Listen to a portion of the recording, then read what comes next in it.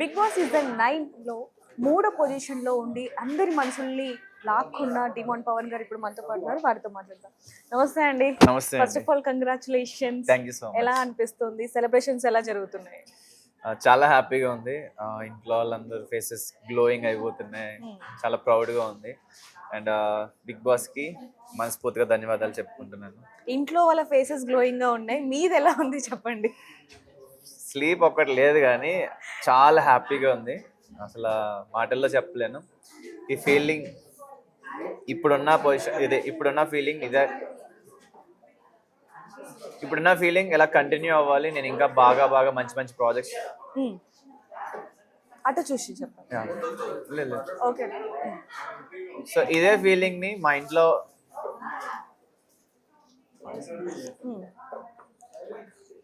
వాళ్ళ ఫేసెస్ ఇలానే చూడాలనుకుంటున్నా. ఇంకా ఫర్దర్గా కూడా నేను ఇంకా మంచి మంచి ప్రాజెక్ట్స్ చేస్తూ ఆడియన్స్ అందరికీ కనిపిస్తూ వాళ్ళందరి లవ్ నాకు కావాలి. సో లైఫ్లో బాగా గ్రో అవ్వాలి, చాలా మందికి ఇన్స్పిరేషన్గా ఉండాలనుకుంటున్నా. అగ్ని పరీక్షతోనే మీరు చాలా మంది ఫేవరెట్ పర్సన్ అయిపోయారు. అండ్ శ్రీముఖి వచ్చి మీ చీక్స్ ని పట్టుకోవడం ఇదంతా ఎలా అనిపించింది అసలు?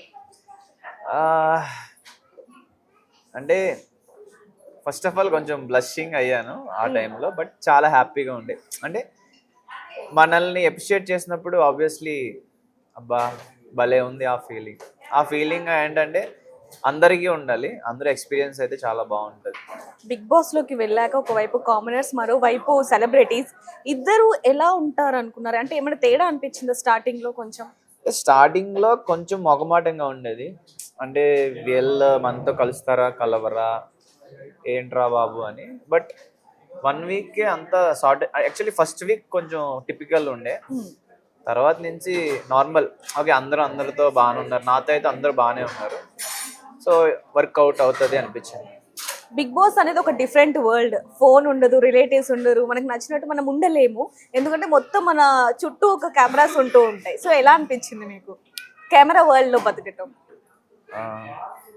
బిగ్ బాస్ ఫోన్ లేకుండా నెక్స్ట్ అంటే మనల్ని బిజీ ఉంచేస్తారు బిగ్ బాస్. మనకి టైంకి ఫుడ్, నెక్స్ట్ వచ్చేసి టాస్క్లు అవి ఇస్తూ ఉంటారు. సో బిజీ అయిపోతాం అన్నమాట, ఇన్వాల్వ్ అయిపోతాం. మొబైల్ స్టార్టింగ్లో కొంచెం గుర్తొస్తుంది కానీ తర్వాత అసలు మొబైలే గుర్తురాదు. ఈ వీక్ ఎవరు వెళ్తారు, నెక్స్ట్ రేపు ఏం టాస్క్ జరుగుతుంది, బయట ఏం కొడుతున్నారు, నెక్స్ట్ ఎవరిని తిడతారు, హోస్టారు, ఇవే నడుస్తాయి అన్నమాట. సో బయట ప్రపంచంతో సంబంధం ఉండదు. But of course family sick అయితే ఉంటారు, హోమ్ సిక్ అవుతారు. బట్ చాలా బాగుంటుంది, వెరీ గ్రేట్ ఎక్స్పీరియన్స్ అన్నమాట. ఫోన్ లేకుండా ఉండటం ఓకే, కానీ నిద్ర లేకుండా ఉండటం అది ఎలా సాధ్యం అసలు?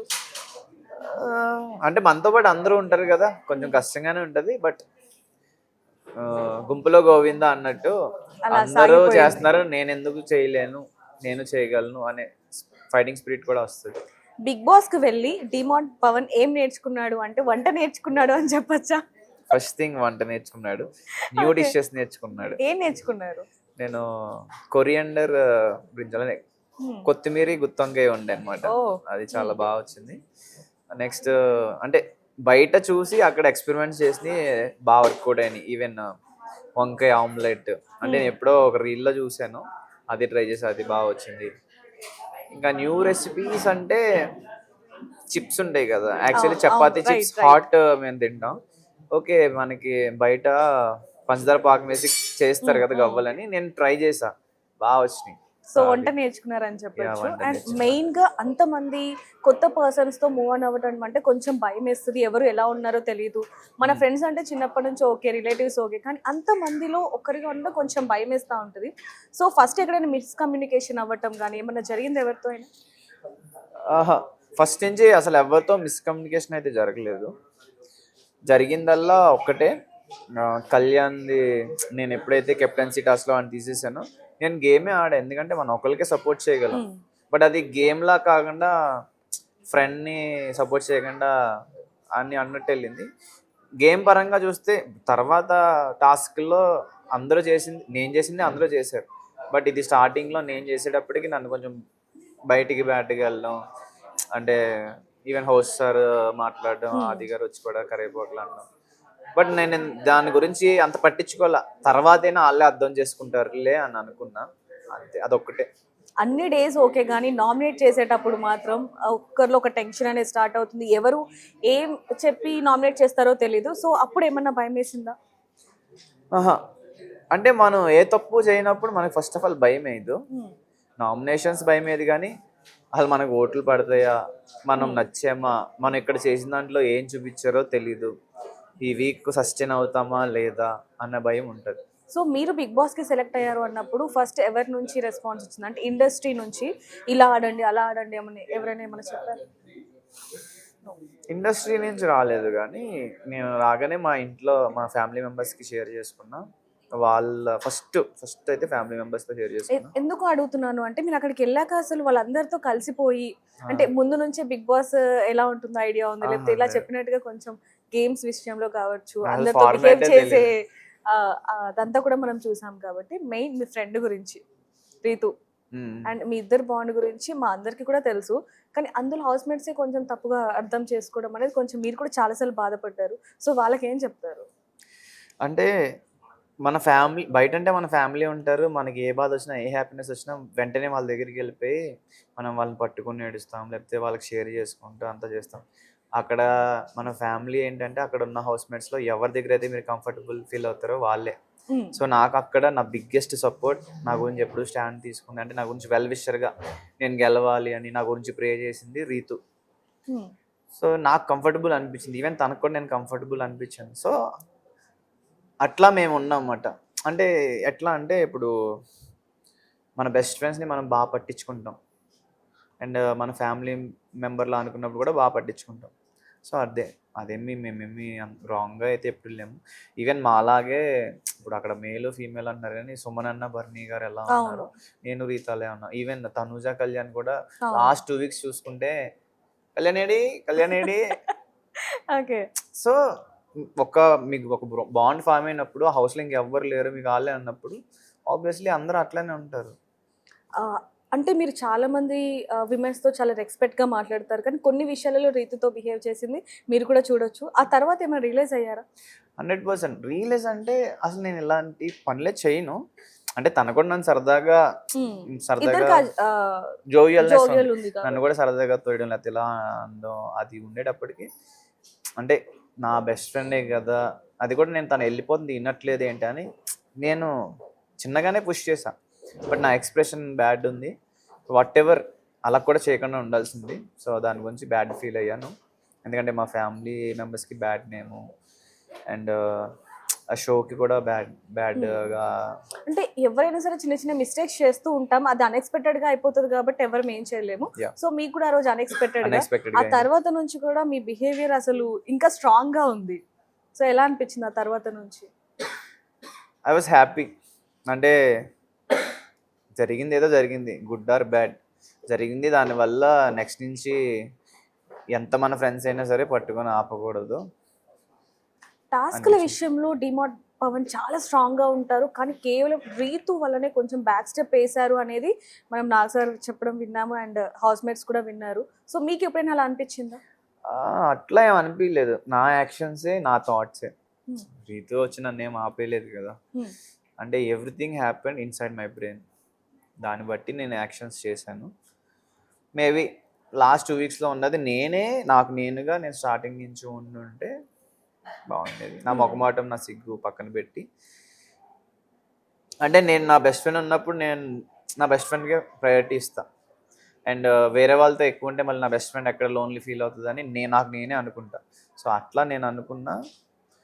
అంటే గేమ్లో ఇట్స్ కామన్ అన్నమాట, మనం ఒకళ్ళకి ఉండాలి, మనకి ఒకళ్ళు ఉంటారు, తర్వాత ఇంకా ఇట్ హ్యాపెండ్ అంతే.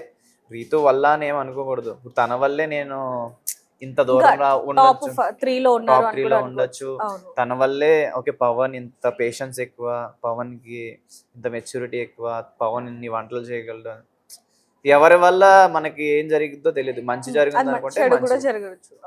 అయితే ఎవరైనా సరే అబ్బాయిలు ఫీలింగ్స్ అన్ని లోపల పెట్టుకుంటారు అంటూ ఉంటారు కదా. సో బిగ్ బాస్కి వెళ్ళాక మీ ఫీలింగ్స్ అన్ని బయటపడ్డాయి, ఎక్కువగా ఎమోషనల్గా బాగా కనెక్ట్ అయ్యారు అంటే ఏం చెప్తారు? కొంచెం బెటర్ కంపారిటివ్ బయట వాళ్ళ కన్నా కొంచెం అక్కడ ఎమోషన్స్ అయితే కొంచెం ఓవర్వెల్మ్ అయ్యాయి, బట్ ఇంకా అవ్వచ్చు. But it's a good experience. నేను ఇన్ని ఎమోషన్స్ ఎక్స్పీరియన్స్ అవుతాను అని అనుకోలేదు అనమాట. బయట మనకి ఇన్నేం లేవు మీ ఏవి చూసిన తర్వాత ఏమనిపించింది? ఆల్రెడీ మేము చూసాము మీ ఫీలింగ్స్. అసలు. సో అసలు ఏవి ఎలా ఉందో చెప్పండి. నేను లిటరల్లీ నాకు ఏవి తెలీదు ఇలా చెప్తారు ఇలా అని. రీతుకి ఈ ఏవి గురించి తెలుసు. రీతు నేను టాప్ 5లో ఉండాలి, నా ఏవి నేను చూసుకోవాలంది. దెన్ అలా రీతు అలా చెప్పేటప్పటికి నేను కూడా చూడాలి నా గురించి అసలు బిగ్ బాస్ ఏం చెప్తారు, ఏం పోతారని వెయిట్ చేసి ఉన్నా. స్టార్ట్ చేశారు. Commoner to conqueror, one man army, మీ వెనుక ఎవరున్నా లేకపోయినా మీరు నిలబడ్డారు. అసలు ఈ వర్డ్స్ అన్ని చెప్తుంటే కొండంత బలం మీరు మీరు కొండ ఆనంద బాష్పాలు చూసాం మేము. అసలు వెరీ హ్యాపీ అన్నమాట. అంటే అండ్ మీరు యాజ్ ఏ పర్సన్ వెరీ అంటే చాలా మంచి పర్సన్ అన్నట్టు చెప్పారు నాకు. అమ్మ నన్ను బిగ్ బాస్ బాగా అర్థం చేసుకున్నాడు, ఇది చాలు నేను బిగ్ బాస్కి బాగా అర్థమయ్యాను, హ్యాపీ. పైగా కొత్త కోణం ఏదో చూసాము. అండ్ అది పక్కన పెడితే మీ మనసు మీ మాట వినలేదు అని చెప్పారు. It happened. సో ఒక్కొక్కసారి మనమే అనేసుకుంటాం కొన్ని, ఒక్కొక్కసారి వేరే పర్సన్ వల్ల మనం ఆగుతాం. గుడ్ ఆర్ బ్యాడ్, దానివల్ల మనకి గుడ్ జరగచ్చు, బ్యాడ్ జరగచ్చు, దానివల్ల మనం నేర్చుకోవచ్చు. అంతే, అంతా మనం మంచిగా అనుకోవాలి. ఇప్పుడు ఇమాన్యుయల్ మీకు చాలా క్లోజ్, అంటే రీతు కంటే క్లోజ్, అంటే రీతుతో కూడా ఎలా ఉంటారు ఇమాన్యుయల్తో కూడా అలానే ఉంటారు. నామినేట్ చేసేటప్పుడు ఎందుకు అంత బాధ అనిపించింది? అంటే ఆయన చేసినవే మీరు చెప్తున్నారు కాబట్టి ఎందుకు అంత ఎమోషనల్ ఫీల్ అయ్యారు? నా ఈవెన్ రీతుని చేసినప్పుడు కూడా నేను బాధపడ్డాను. అవును. సో మనం ఎమోషనల్లీ ఒకళ్ళతో కనెక్ట్ అయినప్పుడు ఆ బాధ ఆటోమేటిక్గా వచ్చేసింది. నేను యాక్చువల్లీ నవ్వుతూ ఉన్నా, ఇమాన్యుయల్ అన్న చేసినప్పుడు నవ్వుతూ వెళ్ళగానే నాకు తెలియకుండా ఏడుపు వచ్చింది. ఓకే, అంటే మనకు తెలియకుండా కనెక్ట్ అవుతాం. నేను యాక్చువల్లీ ఫస్ట్ వీక్ సెకండ్ వీక్తో నేను చాలా ఏడ్చామాట ఒక కంటెస్టెంట్ వల్ల. అప్పుడు ఇమాన్యుయల్ కూడా చెప్పొచ్చు కదా. ఇమాన్యుయల్ అన్న నన్ను దగ్గరికి తీసుకొని నీకు నేను ఉండరా, నువ్వు నా తమ్ముడివి అని చెప్పి నన్ను చాలా కేర్ చేసాడు. కనెక్ట్ అయిపోయా. అండ్ అన్న బాగా మాట్లాడతాడు. హౌస్లో ఎవరు బాధపడినా ఆ బాధ నుంచి అంటే బాధలో ఉన్నప్పుడు ఎవరి మాటలు వింటే మనకు ప్లస్ అవుతుంది అండ్ ఎవరితో కనెక్ట్ అవుతుంది అంటే ఇమాన్యుయల్ అన్న బాగా మాట్లాడతాడు అనమాట. మోటివేట్ చేస్తాడు. అది కాకుండా తన గేమ్ కూడా బాగా నచ్చేది, తను నవ్వించే విధానం, చాలా జోవియల్ ఉంటాడు, బాగా ఆడతాడు, అన్ని టైటిల్స్ వచ్చినాయి. అండ్ ఇమాన్యుయల్ అన్న ఏడ్స్తే నాకు ఏడుపు వస్తుంది, ఎందుకో తెలియదు. అంటే కొంతమంది ద వే వాళ్ళు స్టోరీ చెప్పే విధానం మనకి డైరెక్ట్ మైండ్లోకి కానీ హార్ట్లోకి కానీ వెళ్తాయి. సో అట్లా నేను ఇమాన్యుయల్ అని కనెక్ట్ అయిపోయాను. తెలియకుండానే నేను ఏడ్చేసాను, ఫస్ట్ టైం ఏడ్చాను. అంతే. టాప్ 2లో ఉంటారని మేము అందరం కూడా అనుకున్నాం, ఎందుకంటే మీరు ఆడే టాస్క్లు కావచ్చు, లేకపోతే మాట్లాడే విధానం, ఇవన్నీ కూడా అక్కడ జెన్యున్ గా ఉన్నారు చాలా వరకు. కానీ అలాంటిది 15 lakhs తీసుకొని వచ్చేయడం అనేది ఎలా అనిపించింది మీకు? అంటే కొన్ని టైమ్స్లో నేను స్టాండ్ తీసుకోలేదు. అండ్ ఆపర్చునిటీ కూడా కెప్టెన్సీ ఇప్పుడు మనకి గేమ్స్లో అయినా లేకపోతే కంటెండర్గా అయినా ఛాన్సెస్ వస్తేనే మన పర్సనాలిటీ తెలుస్తుంది. అంటే మన గురించి ఎవరు నుంచున్నారు, ఎవరు తీసేస్తున్నారో మనం వాళ్ళని బ్రతిమలాడతాం లేదా ఆర్గ్యుమెంట్ చేస్తాం అన్నమాట. సో ఆ స్కోప్ నాకు రాలా. సెకండ్ థింగ్, కొన్నిసార్లు రీతు విషయంలో నేను స్టాండ్ తీసుకోలేదని నాకు అనిపించింది. అంటే అక్కడ ఉన్న వాళ్ళందరినీ మన అని అనుకున్నా. సో నేను వాళ్ళు చెప్పిన దాన్ని గట్టిగా కూర్చి అలా అనకూడదు, ఏం మాట్లాడుతున్నారు ఇలా అనేటప్పటికి వాళ్ళు చాలా బాధపడతారేమో, లేదా బయట ఆడియన్స్ అందరూ కూడా వీళ్ళని నెగిటివ్గా తీసుకుంటారేమో. బేసికల్లీ అక్కడ వచ్చిన వాళ్ళు అందరూ మంచి వాళ్ళు, అంత బ్యాడ్ పర్సన్స్ ఎవరు లేరు. సో అంత బ్యాడ్ ఉంటే అప్పుడు నేను గట్టిగా నుంచుంటా.